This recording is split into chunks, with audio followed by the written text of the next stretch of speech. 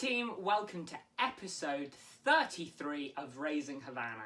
Today we did some nose work in an area we've never done it before, my room.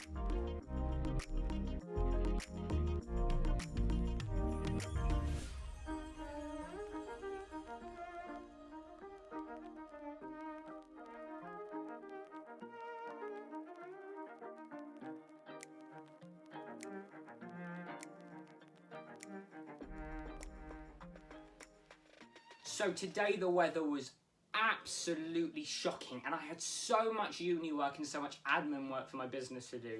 But I wanted to do some training and I thought, let's do nose work in an area she's never done it before, my room.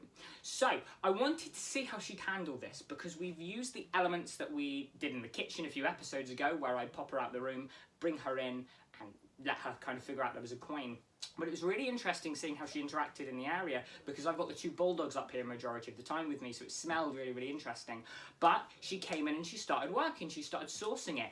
Did she struggle? Yes, she did. Why did she struggle? Well, the first thing I think is that the coin looks different on the carpet. Yeah, we've never really done carpet searches before, so it must have smelled quite different. It must have been quite difficult for her to source. The second thing was that when I rewarded her with the treats and they bounced away, again, she wasn't used to sourcing them in this environment, so she struggled with that. So our reward repetitions were a little bit slow, and if she couldn't find it really quickly, she would just go back to the coin. So there was a bit of cat-handedness on my part and a bit of frustration on hers, but as we went along, she got better and better at sourcing it. It's really weird actually because most of the time, if I were to start dogs off on any form of scent work, I would start indoors. But Havana's been almost the complete opposite. I've done a couple of things indoors, but the majority of the work that I've done has actually been outdoors. And it's been a real good learning curve. So Havana, as a dog, I'm teaching her very differently any form of nose work-wise. So tracking and scent work and eventually man-trailing, like on-lead search and rescue. I'm doing that very differently than any dog I've taught before and any dog that I've owned and taught myself. So it's really interesting seeing how she's progressing and me learning a lot from her and her hopefully learning a lot from me. So then I mixed it up a little bit. I added the coin to the rucksack and she did go and source it and nailed it, which was excellent stuff. I was really, really impressed with her ability to do that considering all the distractions and considering my bag smells of all the dogs and things like that.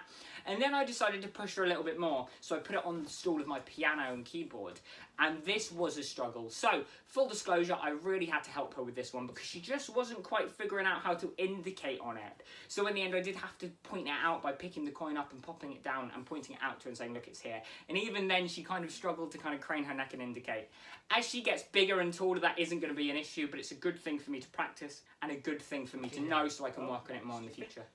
So there we go. If you enjoyed this episode, please leave a comment and a like. Subscribe to this YouTube channel to keep up with Havana's daily adventures, and you can find me on Facebook at Jack Fenton - the Dorset Dog Trainer.